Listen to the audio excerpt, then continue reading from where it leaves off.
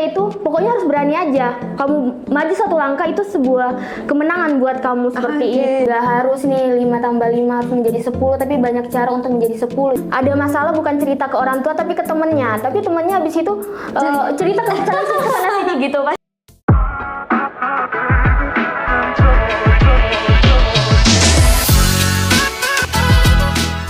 Halo teman-teman, kembali lagi di Lewat Kata. Dengan kata kita bersua, dengan kata kita bercerita, karena lewat kata kita menginspirasi bersama.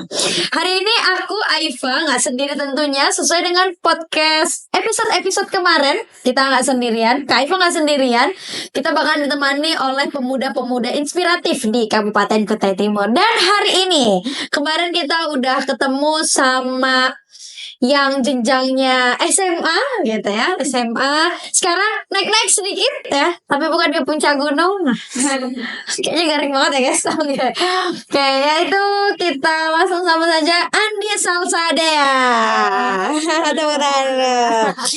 Oke, hari ini kita kedatangan salah satu seorang yang inspiratif di Kabupaten Kutai Timur, khususnya di bidang genre-genrean gitu, duta-dutaan kalau kata Ara, yaitu duta genre. Gimana? Ini biar enak manggilnya apa nih? Boleh dipanggil Caca, Kak. Kak Caca. Oke. Kak Caca, gimana nih kabarnya hari ini? Baik terus walaupun cuaca kadang berubah-ubah, tapi hati tetap yang asik. Udah melo aja di awalnya gitu ya. Semoga hatinya nggak lagi melo sih. Duh, kacau. Oke. Nah, oke. Wah, ada sesuatu. Ya. Tenang, aman. Oke, Kak.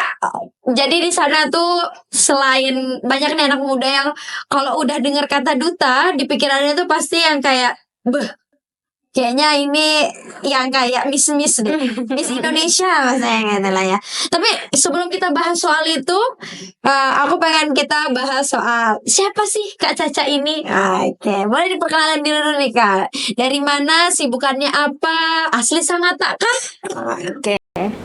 halo teman-teman, kenalin nama aku Andi Salsadea Maharani, biasa dipanggil Caca, disapa akrabnya Caca.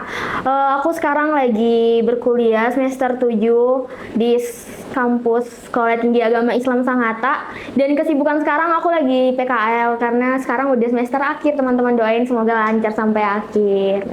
Oke, wah, ternyata lagi pusing-pusing guys, pantas awalannya tadi kayak gitu ya.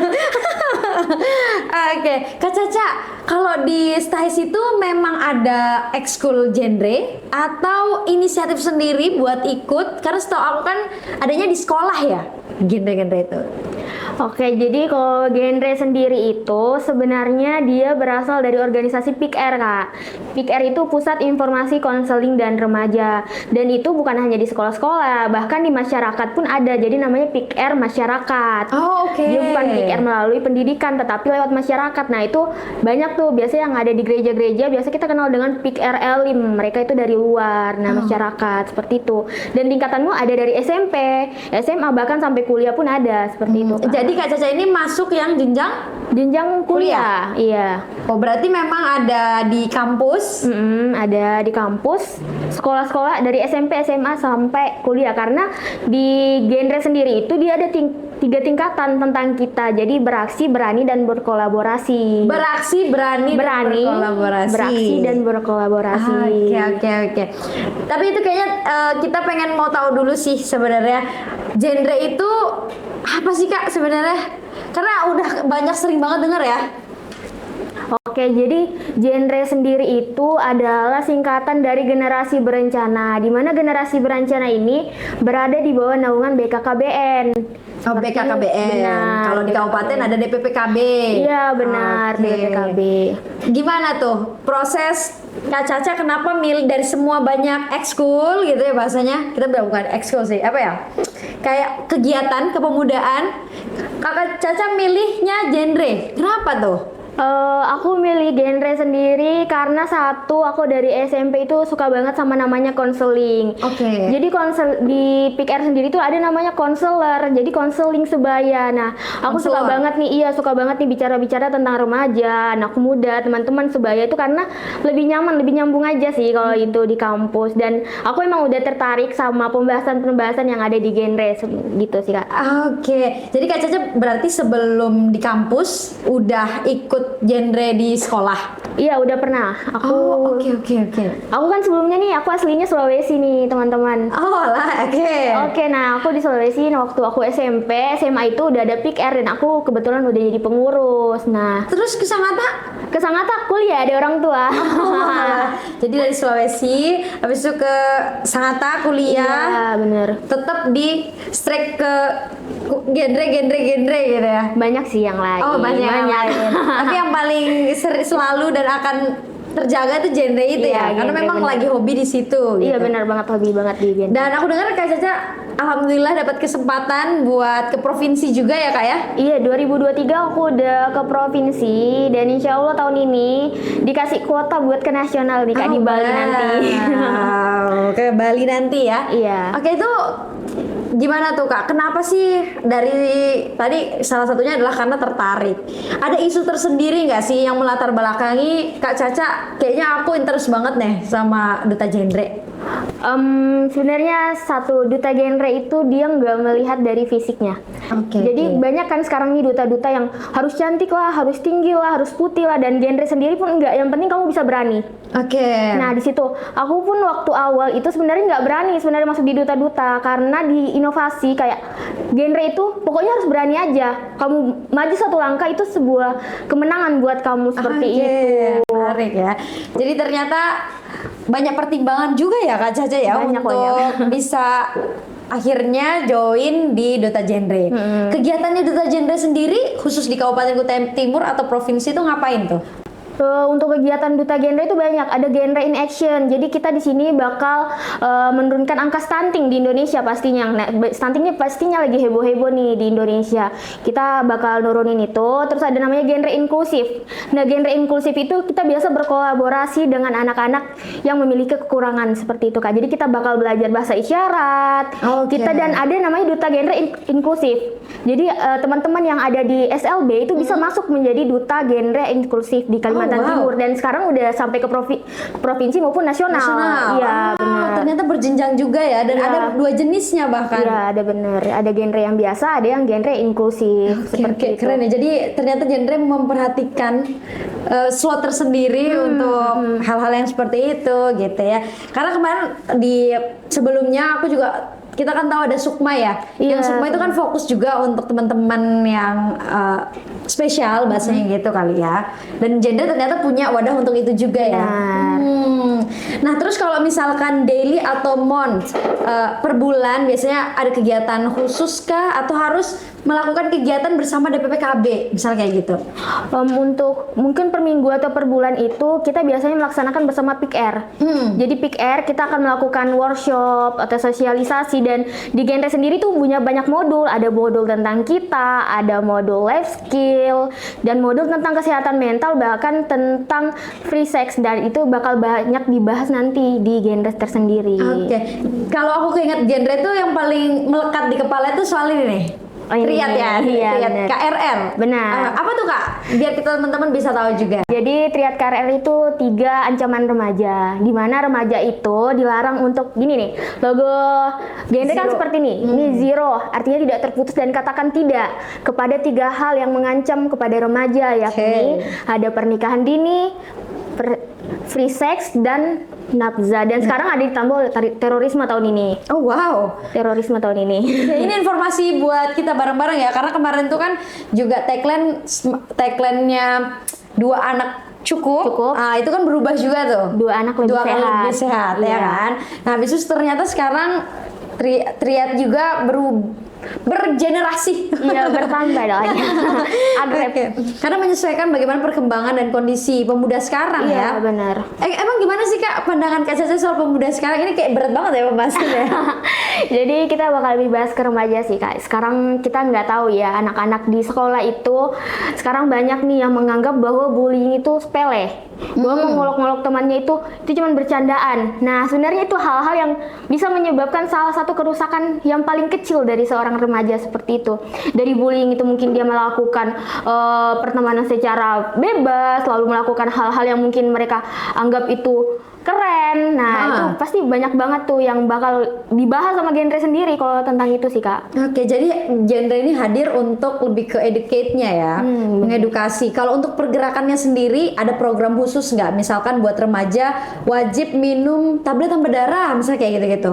Ada, pastinya ada buat itu sih, buat perempuan yang wanita-wanita, remaja-remaja wanita nih, dia harus minum tablet tambah darah, terus dia harus tidur sesuai dengan waktunya, makanannya harus sesuai dengan isi piringku. Ya betul. Dulu kan 4 sehat 5 sempurna. Sekarang isi piringku. Betul. Sampai bahkan ada sekarang piramida makanan ya. Benar, piramida makanan.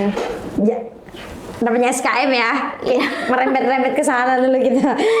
Oke, tapi Cak gimana sih sebenarnya perjalanan Caca akhirnya bisa menuju ke provinsi? Itu mungkin banyak yang bertanya-tanya tuh. Oke, karena di Kutim sendiri nih, Kutai Timur itu untuk pemilihan genre dan PIK-nya itu masih kurang, Kak. Nah, jadi dari DPPKB sendiri mereka itu memilih duta genre melalui pemberkasan PIK-R. Oke. Jadi setiap PIK-R itu mengumpulkan berkas, lalu nanti diseleksi, lalu nanti yang keterima itu bakal dikirim dari kampusnya. Jadi saya sendiri ditunjuk oleh kampus. Seperti itu. Oke, habis itu ke provinsi, and then dari provinsi seleksi lagi. Di provinsi seleksi lagi, tapi di provinsi itu kita bersama Kaltara juga. Jadi kita kemarin lombanya Kaltim Kaltara. Kaltim Kaltara ya, iya. Iya, benar. Event-event juga banyak tuh sekarang yang kayak udah Kaltim Kaltara Iya, ya. Terus gimana tuh proses seleksinya atau apa yang dirasain?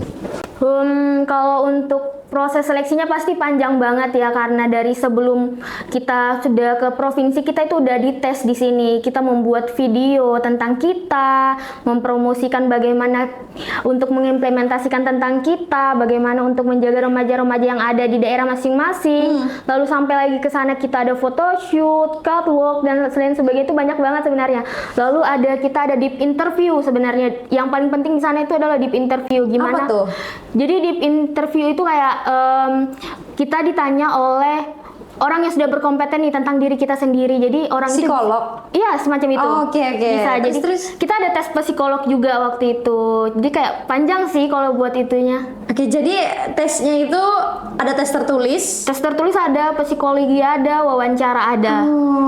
Terus yang catwalk tadi, tapi tetap ya ternyata meskipun tadi sorry to say kayak lebih mengutamakan keberanian, ternyata juga memang tetap untuk manner, bahasanya gitu ya, manner, catwalk dan segala macam dibekalin gitu ya. Pastinya, karena seorang duta adalah seorang role model.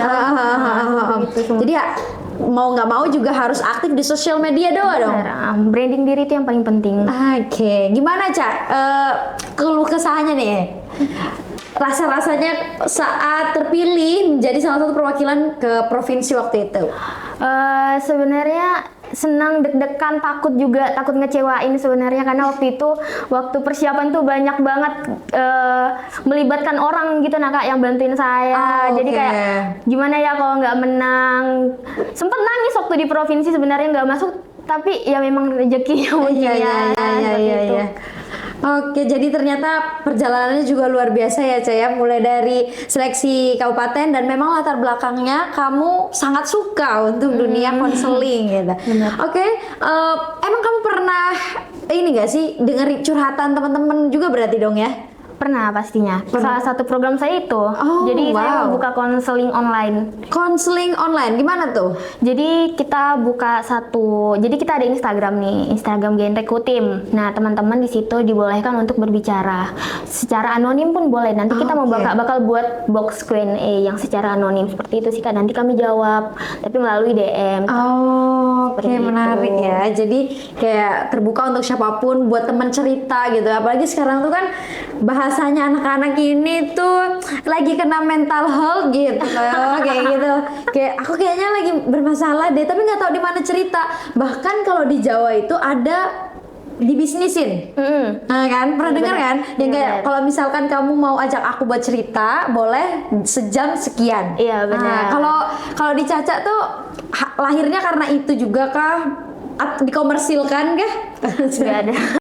Karena emang ya tugasnya satu itu, karena kita sendiri itu belajar menjadi konseling sebenarnya Kak. Jadi kita ada SOP yang harus dipelajari ketika kita harus menjadi konseling. Itu nggak asal jadi konseling, karena banyak sekarang remaja itu yang menceritakan masalahnya itu harus ke sesama temannya lebih nyamannya.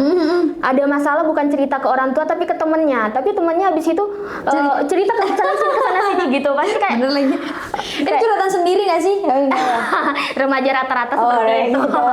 Jadi kayak pasti banyak yang takut nih buat cerita dan memendam itu, bahkan sampai depresi mungkin. Benar-benar. Sekarang tuh kan kayak bahkan hal-hal yang di luar dari apa sih ya, kayak kita nggak pernah dengar, ternyata sekarang udah mulai banyak yang melakukan itu gitu ya. Gimana pendapatmu soal anak-anak zaman sekarang? Mostly ya, kita nggak masih diskreditkan, juga ada juga yang berprestasi gitu. Benar-benar.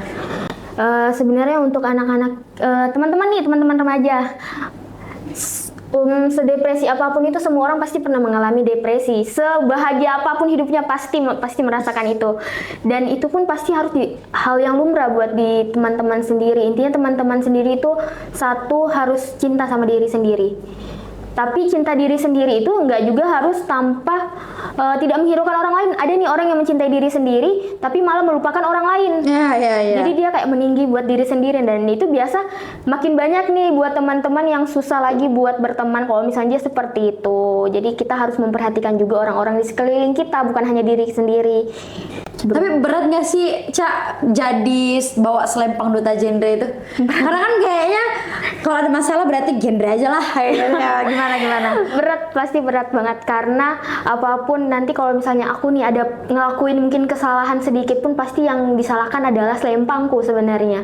Padahal kita nggak tahu nih manusia apa aja yang pernah harus dilalui, kesehatan mentalnya seperti apa, jalan pikiran seperti apa. Berat banget sih Kak, pasti. Karena kita juga manusia gitu ya. Benar. Tentunya sempurna dah gitu ya. Iya. Tapi pernah dapat cerita yang paling menarik nggak? Banyak ya. Banyak. Kita boleh tahu nggak sih, Wes? Satu kisah yang kira-kira bisa membuat inspirasi buat yang lain gitu. Oke, jadi aku bakal nyeritain sih. Sebenarnya tentang masalah ini itu udah banyak banget yang tahu. Jadi teman aku nih waktu di provinsi kita nih ada sesi konseling cerita bersama atau peduli sesama. Nah, kita di situ nyeritain masalah kita masing-masing. Nah, teman aku ini nyerita ke aku bahwa dia adalah korban dari pelecehan seksual. Nah, dan di situ dia merasa dirinya rusak hingga dia melakukan hal-hal tersebut karena dia gini, aku udah rusak, ngapain lagi aku buat hidup. Jadi dia mending ngerusak dirinya sendiri. Itu sebenarnya sedih. Tapi dengan dia ikut ke Pick Air genre, dia bisa ngerubah dirinya sendiri. Bahwa orang yang TV yang rusak pun dibawa ke tempat itu masih bisa jadi bagus dan bisa jadi mahal seperti itu. Merinding cuy. Kayak itu tuh orang-orang berani bangkit di situ. Aku speechless ya. Karena aku sempat di kampus tuh nggak teman juga sih. Maksudnya dengar masalah kayak gitu aja udah kayak berita buruk ya buat kita pribadi, karena kita sama-sama perempuan ya, kita tahu gitu loh gimana rasanya jadi perempuan gitu. Dan akhirnya kita ngelihat teman kita bisa fight untuk memberikan inspirasi buat orang lain, luar biasa. Terus kamu pas pertama kali dengar itu gimana tuh? Sebenarnya aku bangga, sedih juga, karena gimana ya, teman-teman yang ada di sekitarnya dia malah menyalahkan dia. Ngapain kamu main sama cowok emangnya? Kita nggak tahu gimana aja kejadian bala itu terjadi, kita nggak tahu. Kasian, kayak dia adalah korban tapi malah dijadikan kayak pelaku. Bener-bener banget sekarang. Bener-bener sepakat. Karena antara korban sama pelaku di situ kita nggak tahu ya, deliknya di situ gitu loh. Belum lagi kalau misalkan kita perempuan, ada secara psikologis ketika kita diganggu, kita nggak bisa ngapa-ngapain. Benar-benar. Ya nggak sih? Benar, kita nggak bisa ngelawan. Jadi kayak kasihan juga karena dia disalahin seperti itu. dan dia pengennya itu cuma didengarkan. Sebenarnya satu remaja kalau curhat itu pengen didengarkan aja. Benar, karena cewek itu kalau misalnya lagi ada pasangannya nih, pasti dia nggak pengen tuh cowoknya bilang sabar ya, pasti pengen didengerin aja. Seperti itu. Sama diajak belanja sih ya. Buat Teman-temannya yang lah udah ya. menikah gitu sih ya. Diajak makan, belanja gitu. Oke. Wah, keren banget ya, Cak. Aku jadi lebih tahu nih dari kondisi sekarang yang ternyata terjadi sama pemuda-pemuda.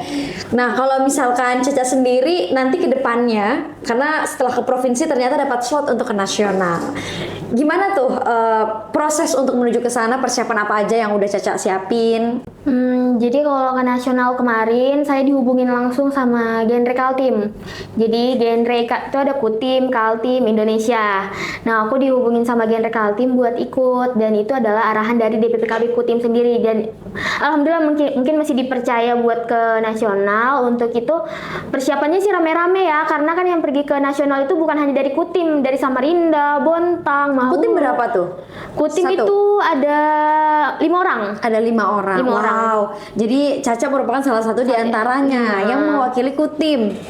Keren. Terus apa persiapannya nih, Cak? Bareng-barengnya tadi. Persiapannya itu lebih ke, kalau saya sendiri kan dia ikutnya di ADU Jaknas. Jadi jamborenya. Oke. Oh, ada jenis-jenisnya. Dia jadi ada 2, ada yang ikut fokus di dutanya, ada ikut di jamborenya.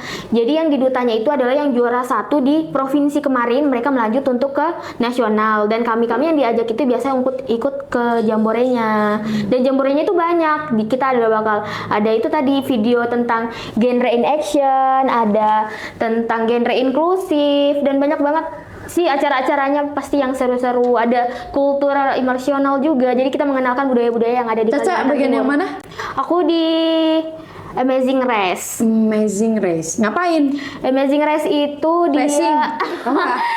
itu kayak aneh sih, kayak lomba-lomba gitu, kayak lomba-lomba untuk remaja. Jadi kayak kita sosialisasi atau apapun. Cocok sih. Aku dari cara bicara kamu kayaknya cocok banget sih, Cak. Kayak bisa menggugah orang ya. Oke. Tapi memang paling seneng di dunia yang di depan orang, kan ada tuh tipe-tipe orang yang lebih suka di belakang kamera, ada yang suka di depan kamera. Berarti Caca ini lebih suka di depan kamera gitu. Sama aja sih, di mana dikasih. Oh, di mana ya. dikasih. Itu baru profesional gitu ya, Cak. Tapi apa sih motivasi besarnya, Cak? Motivasi besar dia ikut duta nih. Sampai bisa ya, terlepas memang ada rezeki nih ya. Tapi kan ada juga nih pasti tekad dalam diri atau mungkin keluarga atau pengalaman pribadi. Ah, gitu. Oke, aku bakal sedikit cerita nih pengalaman pribadi aku sih. Oh, Kalau aku oke. ikut sebenarnya ajang pigeons tuh karena satu, aku dari keluarga yang sebenarnya dari broken home, biasa dikenal sama anak remaja. Jadi aku sama orang tua aku itu udah pisah dari kelas 6 SD. Aku udah di situ udah mondok 6 tahun, aku nggak ketemu sama orang tua aku. Nah, di situ banyak tuh yang ngebully aku sendiri sih, kayak ngapain sih kamu gitu-gitu, sok-sokan mau ikut ini itu, padahal kamu keluargamu gini, kayak ya nyakit. Cuman kayak itu buat motivasi sih buat aku, kenapa aku bisa menjadi orang yang sekarang seperti ini, karena aku dengar dari kata guru aku, kamu harus bisa dari orang biasa menjadi orang yang luar biasa. Nah, seperti itu, kayak cuman sedih aja kalau keingat dari orang-orang, dan sekarang aku bisa buktiin bahwa aku berdiri di sini, aku bisa nyelesain masalah aku di masa lalu, seperti itu sih. Oh ya, tepuk tangan dulu dong buat Caca dong. Luar biasa banget, ternyata motivasinya memang lahir dari pengen mengangkat orang tua juga gitu ya, dan mau membuktikan buat orang-orang lain di sana gitu ya. Tapi memang ya kadang omongan orang itu justru yang bikin kita itu makin naik level. Iya, nggak sih? bener. Orang yang hujat biasanya pasti bakal di situ-situ terus, karena dia emang iri, kayak orang ini yang maksudnya nggak utuh, pasti dia bakal mikirnya di bawah, dan dia pasti bakal di situ terus, seperti itu sih kayaknya. Oh, ya. Aku soalnya nggak tahu di Iya, orang-orang yang gimana ya. di belakang aku seperti apa. Tapi yang penting kita fokus sama tujuan awalnya. Selain untuk memang membuktikan diri, Kak Caca juga fokus untuk mengembangkan diri gitu ya. Karena makin berkembangnya juga sekarang IKN gitu ya. Iya, benar. Jadi makin banyak tugas-tugasnya. Nah, kalau orang tua nih pas tahu Caca genre, aku penasaran sih gimana tuh? Orang tua alhamdulillah dukung sih, cuman kayak ada gengsi-gengsi dari orang tua. Dukungnya di balik-balik kayak balik-balik layar aja, tapi cuman dengar-dengar aja, ya anakku lo ikut gini. Oh, iya. Dia nggak mau menunjukin di depan anaknya kali. Kadang-kadang memang kayak gitu tuh. Iya. Karena kayak pengen apa sih, kayak memberikan kayak tameng buat anaknya biar Iya. terlihat kuat. Nah, biasa lah ya. Tapi kalau sudah ketemu sama mama-mama yang lain, anakku itu dari Samarinda, wah, dan mau ke Jakarta, ke Bali ya, ke Bali. Bali. Apalagi kalau ke Bali, Cak, luar biasa, luar biasa. Oke, buat Caca, ternyata nggak terasa juga podcast kita pada hari ini. Aku pengen dong dengerin for your closing statement. For the others, buat penonton-penonton dari Lewat Kata, buat khususnya mengenai Duta Genre itu sendiri. Oke teman-teman, sebenarnya ada satu kunci apa yang membuat kita bahagia adalah berasa cukup, syukur. Teman-teman juga nggak harus nih 5 tambah 5 harus menjadi 10, tapi banyak cara untuk menjadi 10, bisa 2 tambah 7, 5 kali 2, dengan banyak cara kalian tuh bisa merubah diri kalian sendiri. Jangan mau diam di tempat aja, kalian maju 1 langkah itu udah keren banget buat kalian, dan kalian sudah bertahan sampai saat ini, kalian udah luar biasa banget buat aku. Semangat teman-teman. Sedih banget ya, Cak. Oke, dan harapannya buat Duta Genre nih? Boleh, tadi kan buat teman-teman, harapan buat Duta Genre-nya gimana nih? Semoga Duta Genre kedepannya di Kutai Timur makin meningkat, makin banyak teman-teman lagi yang peduli tentang remaja, karena kita udah masuk nih Gen Z menguasai dunia. Jadi kayak kita perlu nih buat fokus banget nih remaja, karena kita adalah salah satu penerus bangsa pastinya. Buat teman-teman Duta Genre, ayo berani maju lah, gitu. Berani aja dulu. Berani aja dulu. Oke, Cak. Sekali lagi kita dari Lewat Kata makasih banget. Kita senang banget bisa ketemu sama Caca dengan inspirasi dan motivasinya, khususnya buat teman-teman yang mungkin saat ini lagi berada di fase-fase terbawahnya, apalagi yang lagi ini ya, kalau ujian dulu, kalau lagi ujian, ini lagi fase-fase apa sih? Pendaftaran gak sih? Bukan ya? Pendaftaran CPNS sih sebenarnya. Kita lagi ngetek pas pendaftaran CPNS ya kan? Oke, Caca, kita doain semoga Caca bisa memberikan yang terbaik untuk Kabupaten Kutai Timur nanti di nasional. Sekali lagi juga kita ucapin selamat buat prestasinya yang nggak terkira buat teman-teman yang lain. Oke, itu dulu untuk bincang kita pada kesempatan kali ini. Terima kasih, aku Aifa dan Caca. Assalamualaikum warahmatullahi wabarakatuh.